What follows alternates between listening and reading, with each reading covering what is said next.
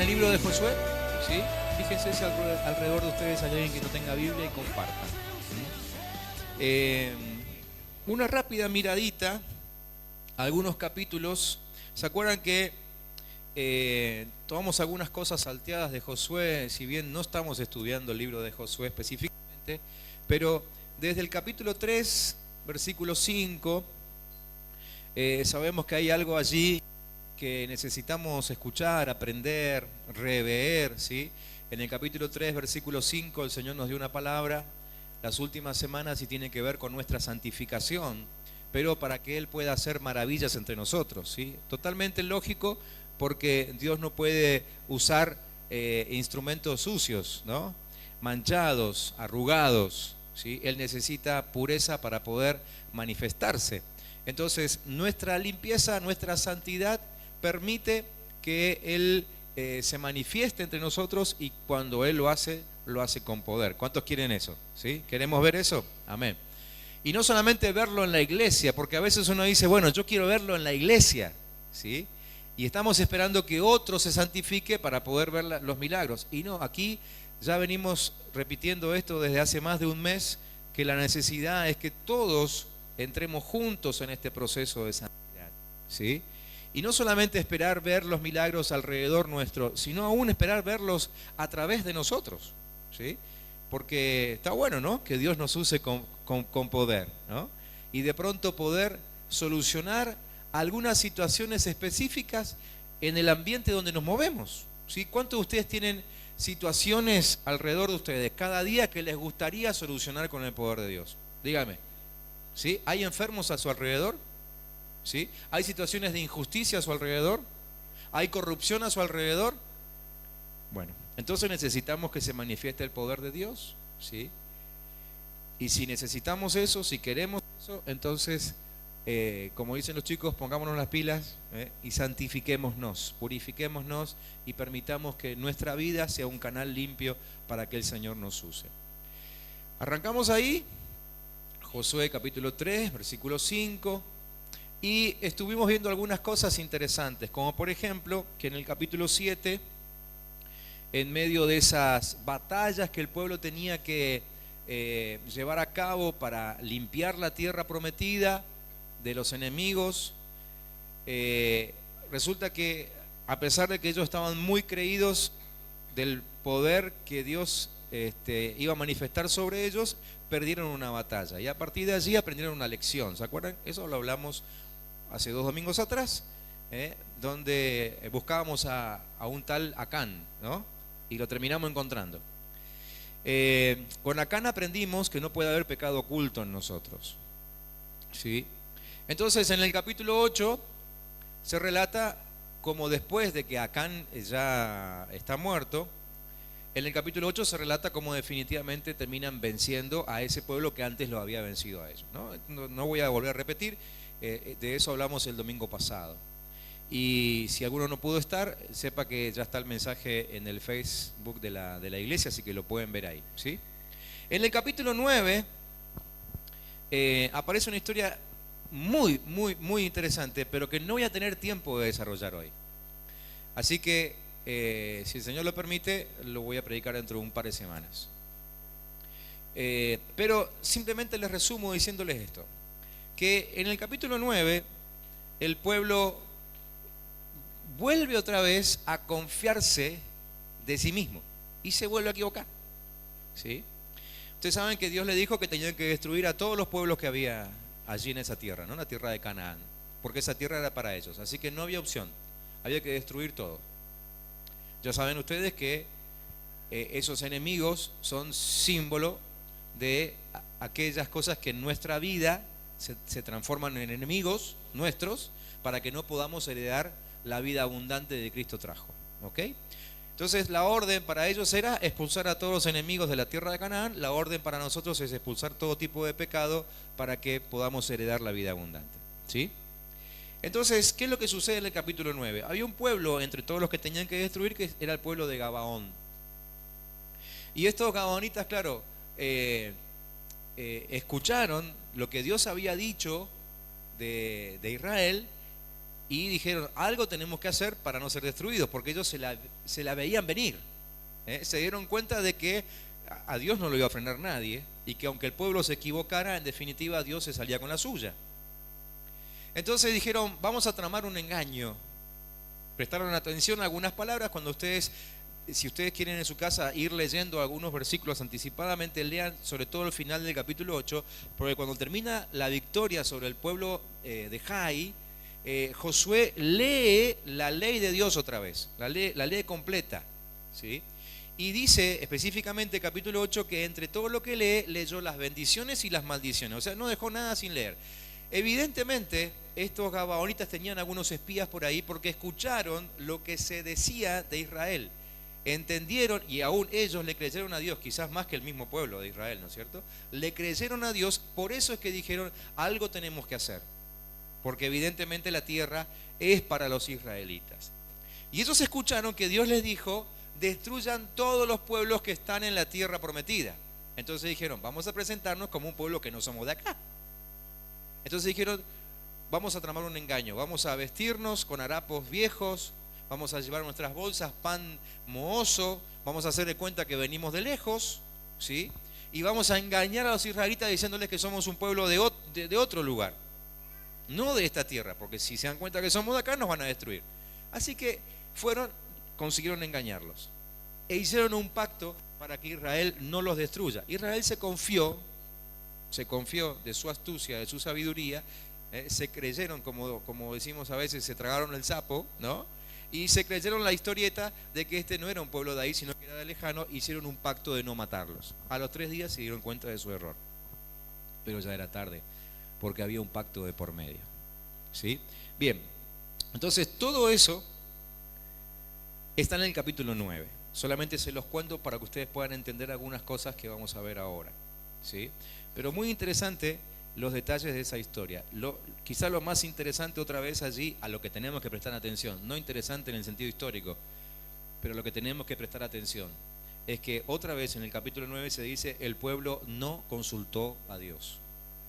El pueblo no consultó a Dios, y a causa de no consultar a Dios se volvieron a equivocar, ¿sí? Se la creyeron, no consultaron a Dios. Entonces ahora vamos al capítulo 10, ¿sí? Capítulo 10, y ahí sí vamos a leer algo. En el capítulo 10 dice que Adonisedec, rey de Jerusalén, se enteró de que Josué había tomado la ciudad de Jai y la había destruido completamente. Este era otro rey de la tierra de Canaán, otro que tenía que ser destruido. Pues Josué hizo con Jai y su rey lo mismo que había hecho con Jericó y su rey. Adonisedec también supo que los habitantes de Gabaón, los engañadores, habían hecho un tratado de ayuda mutua con los israelitas y se habían quedado a vivir con ellos, ¿sí? Se quedaron a vivir con ellos a raíz de ese engaño y del pacto que consiguieron hacer con los israelitas.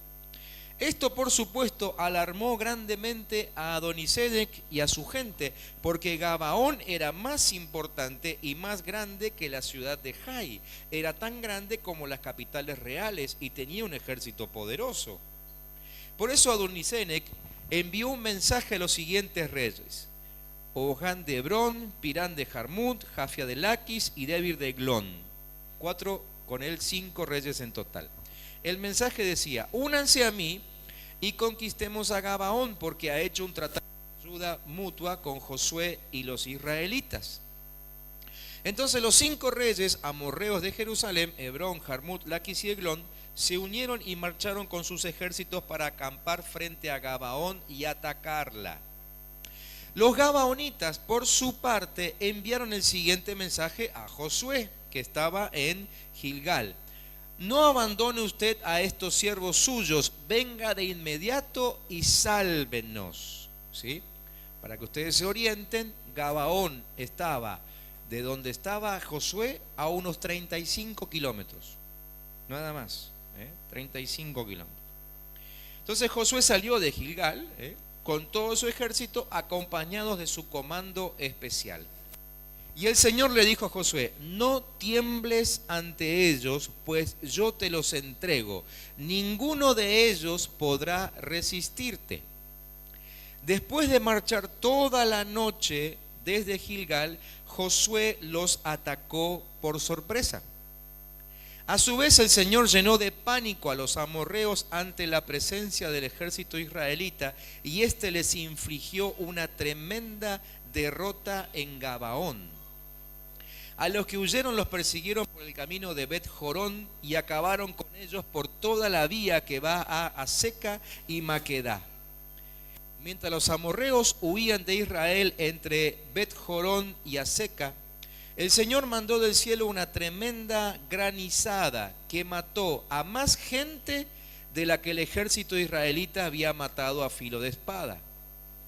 Ese día en que el Señor entregó a los amorreos en manos de los israelitas, Josué le dijo al Señor en presencia de todo el pueblo: Sol, detente en Gabaón; luna, párate sobre Ajalón.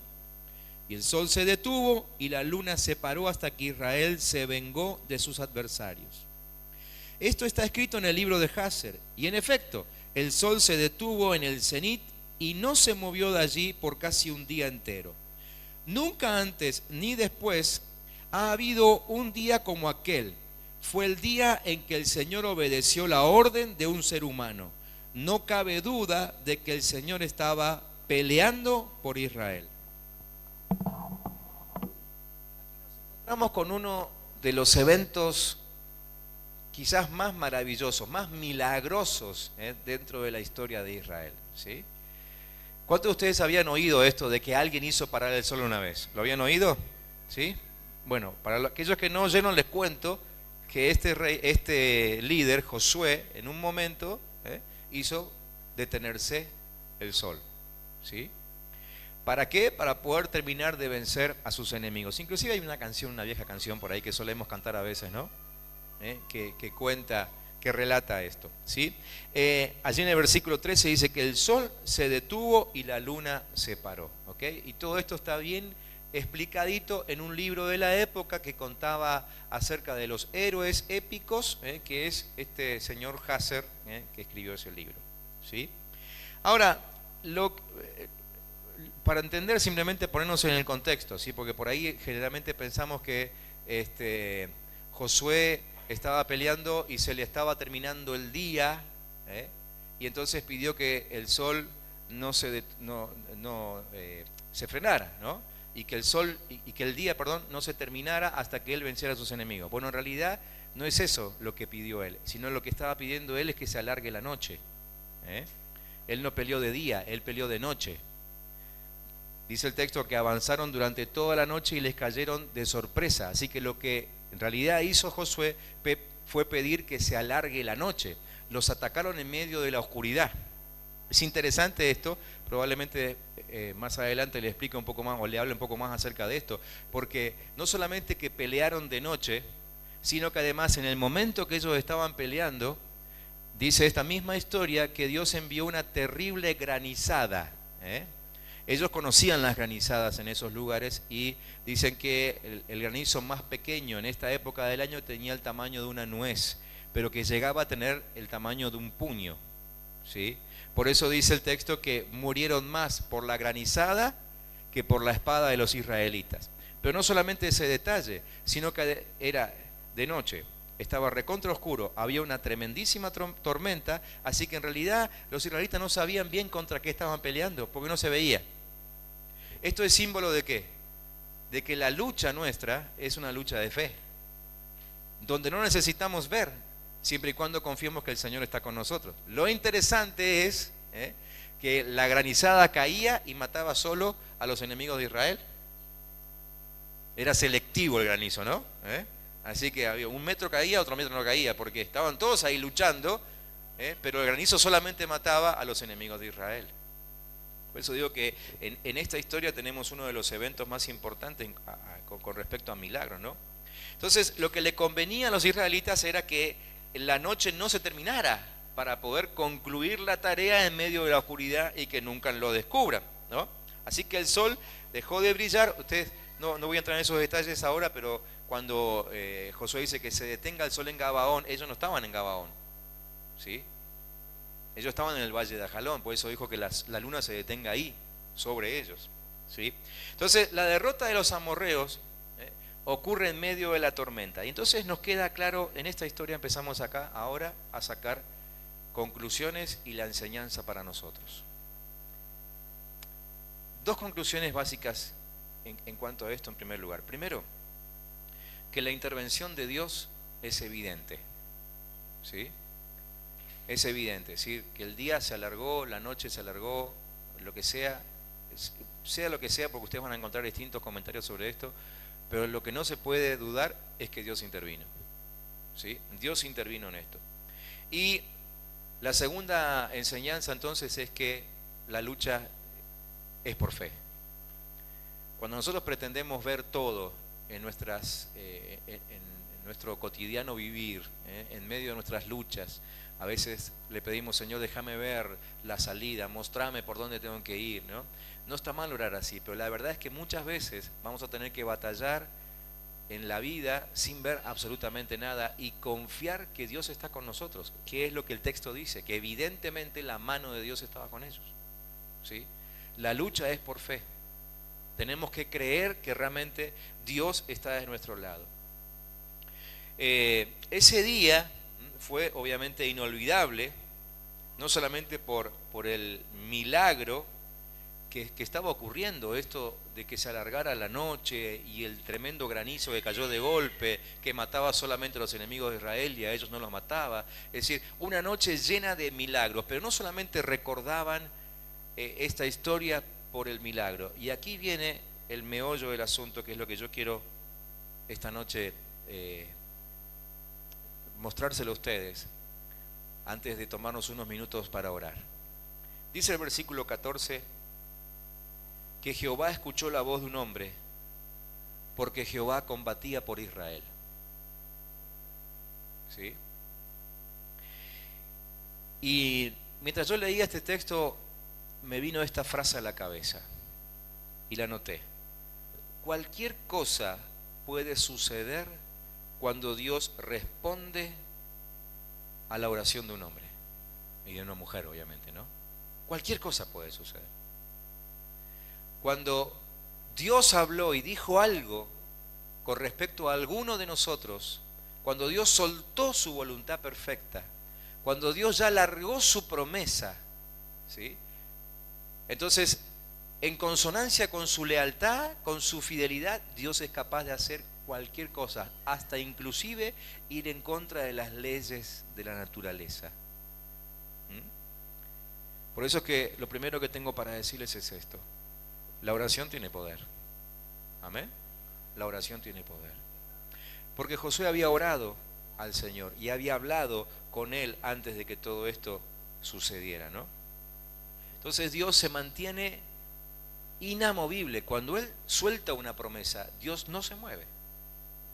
Dios les había dicho que esa tierra era para ellos, y esa era la gran intención de Dios. Su gran objetivo era darle la tierra a los israelitas. Por eso a veces, en medio de las batallas perdidas, como le pasó al pueblo unos capítulos antes, ellos, nosotros, todos nos desilusionamos, empezamos a dudar, a ver si realmente, si Dios quiere, si Dios no quiere. Pero la verdad es que cuando Dios suelta una palabra sobre nosotros, Él se mantiene firme. Él no va a decir algo que después no va a sostener en el tiempo y a cualquier precio. Él la sostiene a cualquier precio, ¿sí? Dios es fiel y Dios es leal. Por eso es tan importante que nosotros busquemos una palabra de Dios para nosotros. No solamente que conozcamos la palabra de Dios, o sea, conocer la Biblia, leerla, estudiarla, saberse versículos de memoria. No solamente eso, sino de todo eso que leemos, recibir aquello que es bien personal, que es para cada uno, ¿sí? Porque Dios nos habla personalmente a través de la Biblia. En la Biblia no solamente sacamos enseñanzas para saber cómo vivir diariamente, sino que también encontramos esa palabra directriz para toda nuestra vida, que tiene que ver con su elección, que tiene que ver con su llamado sobre nosotros. El para qué Dios nos fabricó, el para qué Dios nos usa a favor de su reino. ¿Me siguen? ¿Sí? Dios es absolutamente fiel, y lo es aún en medio de las circunstancias adversas. ¿Por qué digo esto? Porque acuérdense que en los versículos anteriores se cuenta que Israel otra vez había pecado, ¿sí? En los versículos anteriores se vuelve a decir que Israel volvió a confiar en sus propias fuerzas y que no consultó a Dios. Así que la verdad es que si seguimos con la secuencia anterior, se merecían otro castigo. Pero evidentemente Dios vio el corazón de ellos en esta oportunidad y no los castigó, sino que los apoyó, ¿sí? Siguió adelante favoreciendo al pueblo, y de esa forma les ayudó milagrosamente. Entonces, quiero que reconozcamos ahora algo importantísimo que tiene que ver con la oración, porque ahora enseguida vamos a orar. Y es esto: primero, que Jehová, Dios, no respondió a la oración porque la oración fuese muy elocuente o porque la oración fuese muy poderosa, ¿sí? Dios tampoco respondió a la oración por quien la estaba haciendo. ¿Me siguen hasta acá? Repito, Dios no contestó la oración porque fuese elocuente, ni porque fuese poderosa, ni por quien la estaba haciendo. Dios contestó la oración porque lo que ellos iban a hacer tenía que ver con su voluntad, ¿sí? Por eso es tan importante que nosotros entendamos su voluntad y nos pongamos a perseguir su voluntad inmediatamente cuando la entendemos. Porque cuando entendemos su voluntad, sabemos que tenemos todo el respaldo del cielo y de Dios mismo a nuestro favor. ¿Quedó claro esto?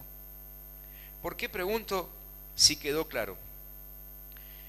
Porque muchas veces nosotros enfatizamos la frecuencia de la oración, la intensidad de la oración.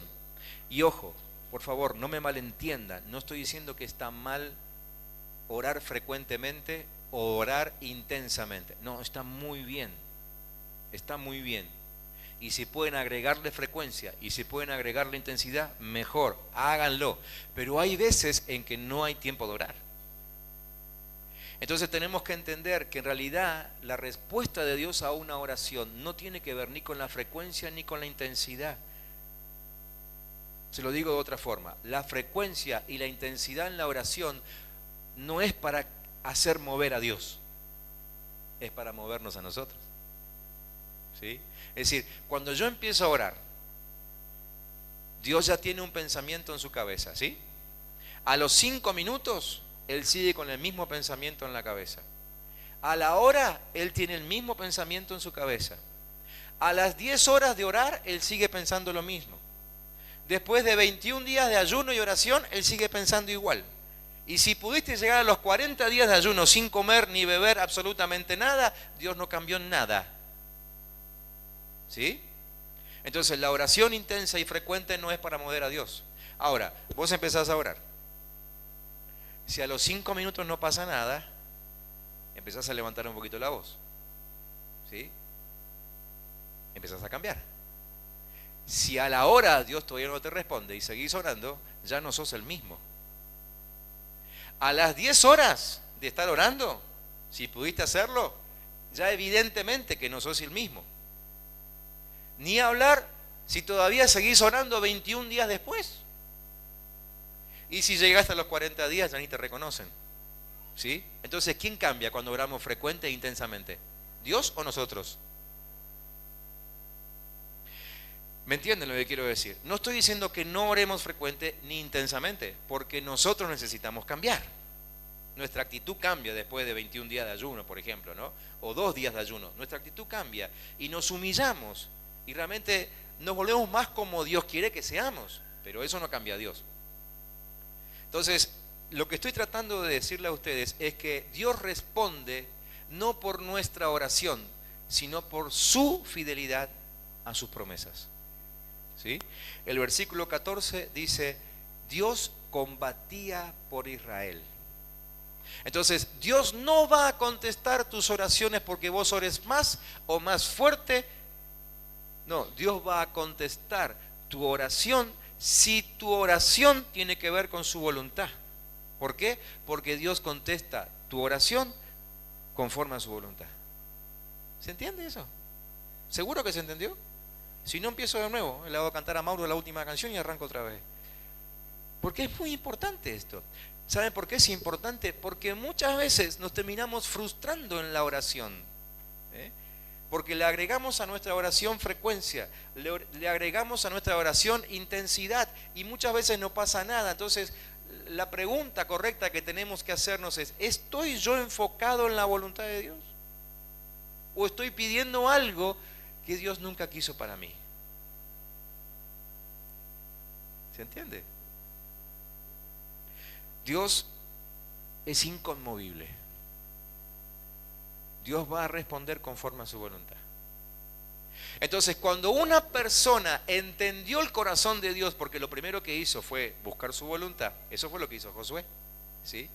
Entonces, Josué, ¿qué hizo? Entendió el plan de Dios. Lo que pasó con Acán, obviamente que lo marcó, ¿no? Y a pesar de que después tuvo un tropezón, sobre eso le voy a hablar más adelante, porque esa palabra está muy buena y sobre todo para aquellos que ya se equivocaron una vez y no saben cómo salir de su error, ¿eh?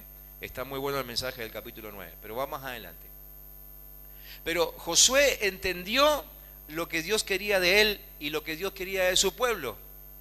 Entonces, a la hora de orar, a él no le resultó difícil, ni tuvo que hacer una oración larga. Él simplemente habrá pensado en ese momento: yo sé que estoy en el centro de la voluntad de Dios. Y cuando estás en el centro de la voluntad de Dios, te animás inclusive a hablarle al sol y a la luna, y te tienen que obedecer.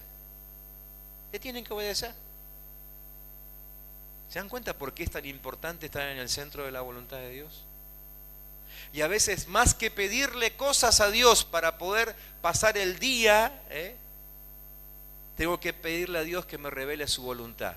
Y una vez que me la revela, yo ajusto mi vida a su voluntad, ¿sí? Y cuando yo ajusto mi vida a su voluntad, es lo mismo que dice Mateo 6:33. Cuando alineo mi vida a su voluntad, ¿qué estoy haciendo? Buscando primeramente, ¿qué cosa? El reino de Dios y su justicia. ¿Y cómo sigue el texto? Y las demás cosas se van acomodando.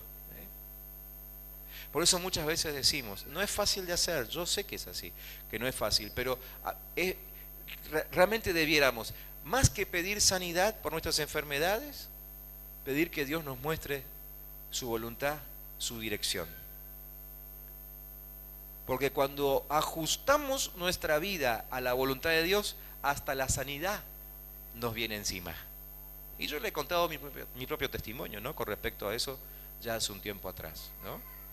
Y de todos mis problemas de huesos y qué sé yo, hasta que yo un día dije: Señor, ¿vos querés alguien que cumpla con tu voluntad en esta tierra?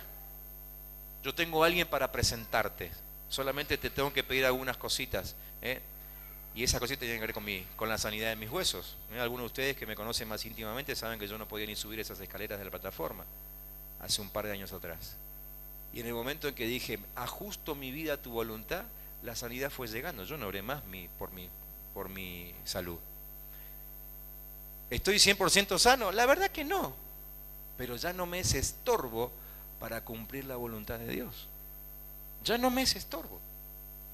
Y de eso se trata, de sacarnos del camino los obstáculos para cumplir la voluntad de Dios. ¿Sí? Eso fue lo que hizo Josué. Entendió la voluntad de Dios y dijo: hay un estorbo, si sale el sol ahora, yo no sé qué puede pasar, así que ahora al estorbo fuera. Luna, te detenés donde estás, que siga la noche. Y Dios le agregó un detallecito más todavía, le mandó la tormenta de granizo, ¿no? Y entonces cumplió con su voluntad. ¿Se entiende? Entonces, ahora al tomarnos un ratito de oración, necesitamos pensar en algunas cosas específicas. Primeramente, pensar a ver si nosotros cuando oramos no estamos esperando cosas que no van a suceder. Como por ejemplo, muchas veces esperamos que la oración determine la acción de Dios. La acción de Dios ya está determinada. Acordate de tus últimos motivos de oración. ¿Sí? ¿Ya está? ¿Te acordaste? ¿Qué pediste al Señor esta mañana, por ejemplo? ¿Te acordás? ¿Lo que le pediste? Quiero decirte que sobre lo que le pediste, la acción de Dios ya está determinada. Entonces, mi oración de esta mañana no va a cambiar su acción. Porque ella lo determinó en la eternidad, Él ya decidió lo que va a hacer con respecto a lo que le pediste. Que se lo pidas no cambia su acción. ¿Es importante que se lo pida igual? Por supuesto que sí. Porque el tener esa necesidad te llevó esta mañana a postrarte delante de Él. Si simplemente decís, bueno, si Dios al final va a hacer lo que Él quiera, ni oro. Entonces esa es una actitud, ¿qué cosa? Orgullosa, egocéntrica, a la cual Dios nunca contesta. Pero por haberte humillado esta mañana y pedirle algo que estaba en tu corazón, que Dios ya determinó que iba a hacer, por lo menos te humilló. Y sacó del medio el obstáculo del orgullo. Pero tenemos que olvidarnos de esto, de que nuestra oración determina la acción de Dios. La acción de Dios ya está determinada. ¿Sí? ¿Se entendió eso? Un segundo problema que solemos tener con esto es que después de la oración muchas veces interpretamos lo sucedido como una respuesta a la oración, ¿no? Yo oré y pasó tal cosa. ¿En quién está puesto el énfasis? ¿En Dios o en mí? No sabés lo que oré. 3 horas todos los días. Las rodillas me quedaron peladas. ¿En quién está el énfasis? ¿En Dios o en mí?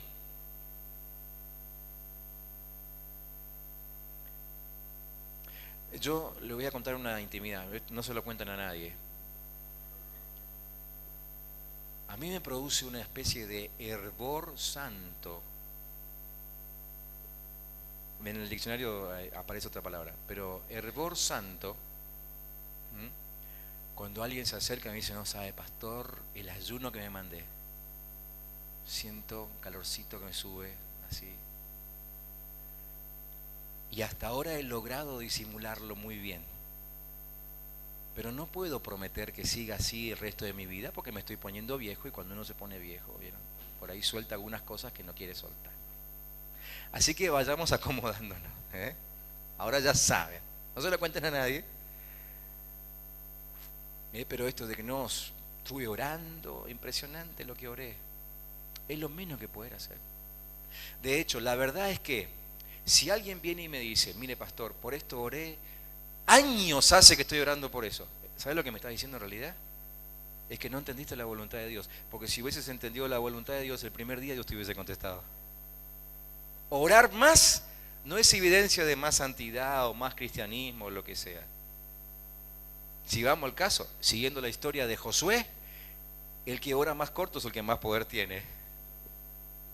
¿Pero por qué ora más corto? Porque entendió la voluntad de Dios, no porque sea un vago. ¿Se entiende esto, no? Otra vez repito, no estoy diciendo que dejen de orar, no estoy diciendo que no aumenten la frecuencia ni la intensidad. Digan, solamente estoy diciendo, oren buscando la voluntad de Dios. Oren buscando la voluntad de Dios. Antes de empezar a pedir por la necesidad que están en ese momento sufriendo, tómense unos minutitos para preguntarle a Dios por su voluntad, para que después cuando oren por su necesidad, oren a través del filtro de su voluntad. ¿Se entiende? Entonces tenemos que darle más importancia al confiar en Dios que a lo que nosotros hacemos, o lo que yo hago, ¿sí? Para orar y para buscar a Dios. Entonces, acuérdense de esto. En ese capítulo 10, quiero recalcar, resaltar esa frase. Dios combatía por Israel. ¿Sí? La desesperación de Israel era la de Dios. La ansiedad de Israel era la de Dios.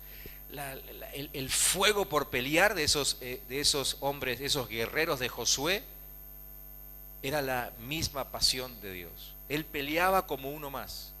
Para aquellos que piensan que Dios está en su trono simplemente mirando a ver cómo se mueven sus hijos, ese texto dice todo lo contrario. Dice, Dios combatía por Israel. Dios interviene en tus luchas. Cuando le das lugar, cuando entendiste su voluntad, cuando haces su voluntad, Dios se mete con vos en tus luchas diarias. Y Él agrega a lo que vos ya estás haciendo, que probablemente sería suficiente. Porque quizá hubiese sido suficiente con que la luna se pare, pero dijo, no, yo voy a poner mi granito de arena también. Yo voy a hacer algo más, para que sea más fácil todavía. Mando granizo. Y mandó granizo, hizo su parte. Pero Él pelea como uno más cuando nosotros entendemos su voluntad. ¿Me entienden? ¿Sí? Entonces, para terminar, siempre tenemos que partir de la base que Dios quiere darnos la tierra, que Dios quiere darnos su promesa. Hay una palabra que Dios soltó sobre tu vida cuando fuiste concebido, concebida. Tu concepción no pasó desapercibida delante de Dios. ¿Cuántos sabían eso? Sí sabían, ¿no? Y si no lo sabías, quiero que escuches atentamente a esto. Quizá ni tu mamá se enteró el día que quedó embarazada de vos. Probablemente se enteró 3 meses después, 6 meses después, no sé.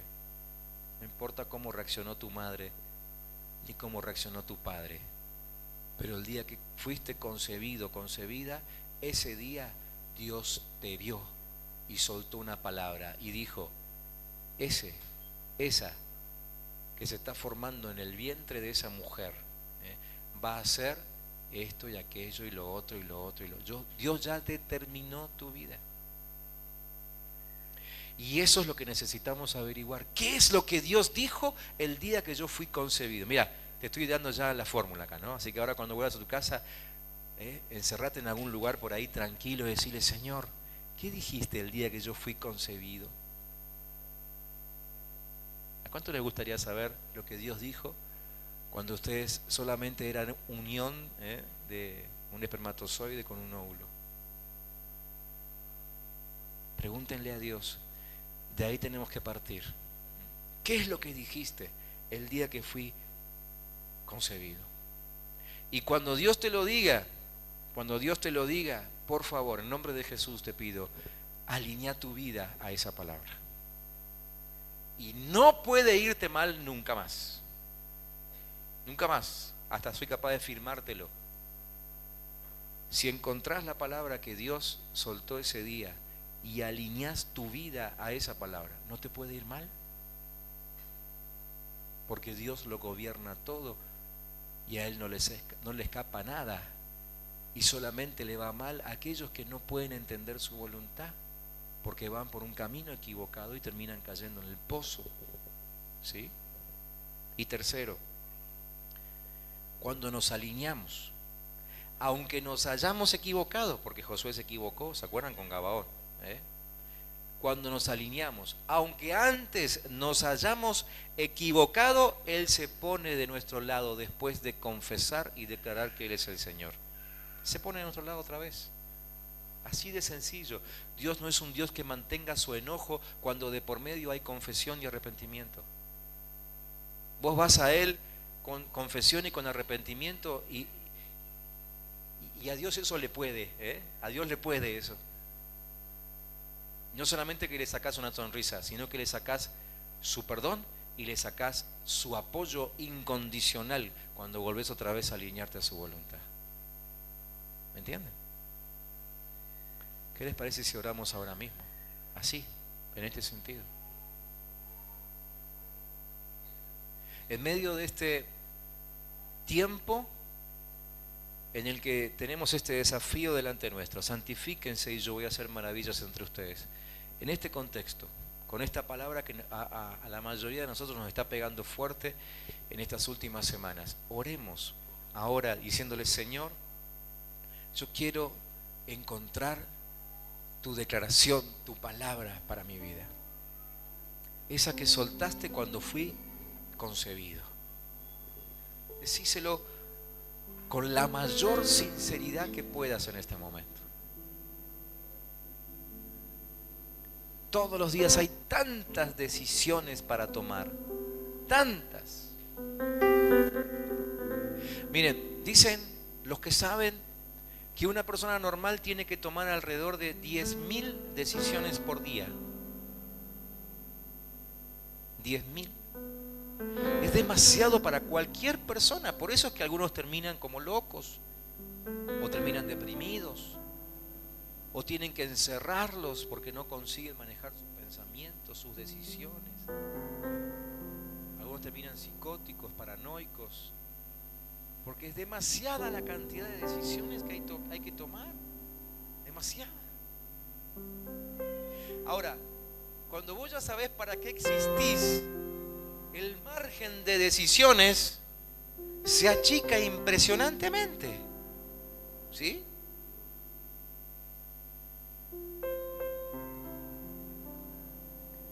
Esto es tan sencillo, tantas veces lo hemos dicho, hemos usado el ejemplo de una herramienta, por ejemplo, ¿no? Si vos tenés que atornillar un tornillo de una alacena y yo te traigo un martillo para que lo hagas, ¿es una decisión difícil o fácil de tomar? Por supuesto que es muy fácil. Inmediatamente me vas a decir, esto no me sirve, voy a romper el mueble con el martillo. Pero ¿por qué la decisión es fácil? Porque sabes para qué se fabricó el martillo. Ahora, si te presentara una herramienta que nunca viste en tu vida, y entonces dudarías y dirías, ¿y esto para qué sirve? Pero hasta que le encuentres el propósito, ¿no? Lo mismo pasa con nosotros. Si encontrás el propósito de Dios para tu vida, tus decisiones empiezan a ser cada vez más sencillas, y a medida que avances con Dios y vayas conociendo su corazón y aún le vayas agradando a Él día tras día, te vas a dar cuenta de que cada vez es más fácil tomar decisiones. Cada vez es más fácil tomar decisiones. Cada vez es más difícil equivocarse.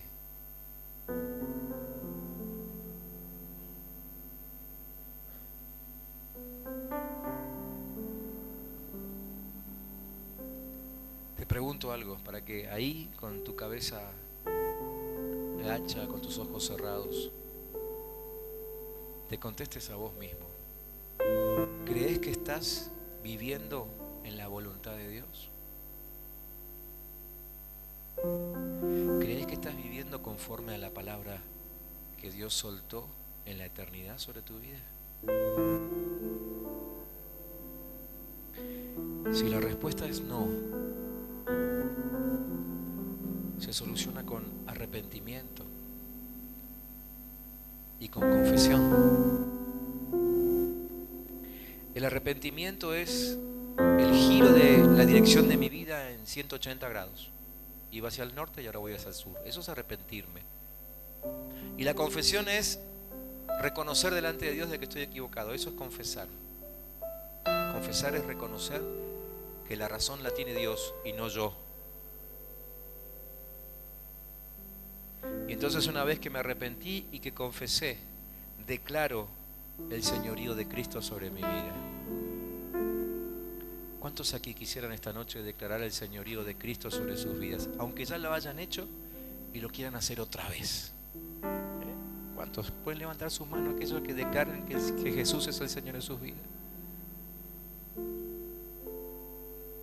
Si Él es el Señor de tu vida, entonces escucha lo que Él tiene para decirte y tu vida va a ser más sencilla. Si cuando te pregunté si estás en su voluntad contestaste que sí, entonces ahora declara tu fe. Declara tu fe en esa palabra. Decir, Señor, esa palabra que alguna vez leí, que alguna vez recibí, que alguna vez escuché, yo la creo. Sé que viene de ti. Declaro que esa palabra viene de tu boca. Y empezá a vivir conforme a esa palabra. Y empezá a pedirle al Señor ahora que active tus ojos espirituales. Que active tus ojos espirituales para verlo a Él mismo en medio de tu lucha.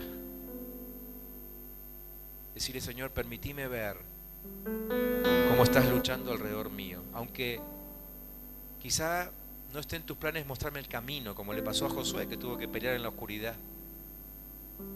Pero él pudo ver a Dios en medio de la lucha. Porque si no, no estaría escrito que Dios combatía con Israel. Evidentemente lo vieron. Entonces decirle, Dios, aunque no vea el camino, pero que por lo menos te vea vos cada día de mi vida. Cada día de mi vida.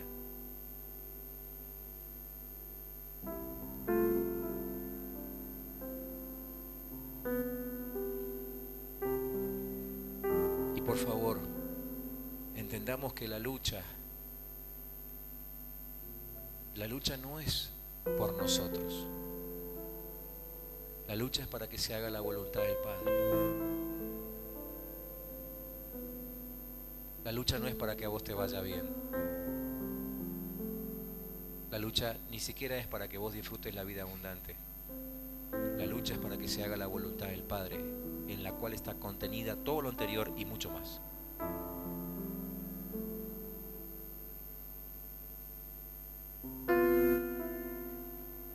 Y una última cosita. Dejemos de quejarnos por la soledad. Es lógica la sensación de soledad en medio de la lucha. Porque claro, la lucha es cruel, es cruenta. Para algunos más que para otros. A veces más que otras. Entonces es lógico tener sensación de soledad en medio de una lucha. Pero por favor, en nombre de Jesús, deja de quejarte de que estás solo, sola, de que nadie te acompaña. Porque si estás en la voluntad de Dios, este mismo versículo 14 del capítulo 10 de Josué se aplica a tu vida. Dios combate por vos. Dios combate por vos. ¿Lo podés creer? ¿Cuántos aquí creen esa palabra? Decilo, Dios combate por mí. Dios combate por mí. Dios combate. Repetilo todas las veces que sea necesario. Todas las veces que sea necesario hasta que la sensación de soledad se disipe y entiendas que con Dios ya sos mayoría. Seguí adelante. Seguí adelante. La luna se detuvo sobre la cabeza de Josué. Pero terminado el tiempo de lo que Dios había determinado, la luna siguió su recorrido. El día volvió a aparecer y la vida siguió normalmente para ellos. Hay un tiempo de milagros. Hay un tiempo de oscuridad donde hace falta más fe. Pero ya va a pasar ese tiempo. Solamente confía que Dios está con vos ahora. Amén. Señor, en el nombre de Jesús, bendigo a mis hermanos. Y sobre todo a aquellos que en este tiempo se han sentido solos o se han sentido defraudados, se han sentido débiles. Yo te pido en el nombre de Jesús que sobre ellos ahora venga no solamente la sensación de que tú estás con ellos, sino que además ellos, cada uno de mis hermanos, pueda entender tu voluntad y alinear su vida a esa preciosa voluntad que es perfecta. No hay otra como esa voluntad. Dice tu palabra y lo creemos, que tus pensamientos son todos de bien para nosotros, todos de bien. Por eso tu voluntad es bárbara, es perfecta, es excelente. Que cada uno de los que estamos aquí esté bien afirmado sobre tu voluntad, haya entendido tu palabra, esa declaración tuya el día que fuimos gestados.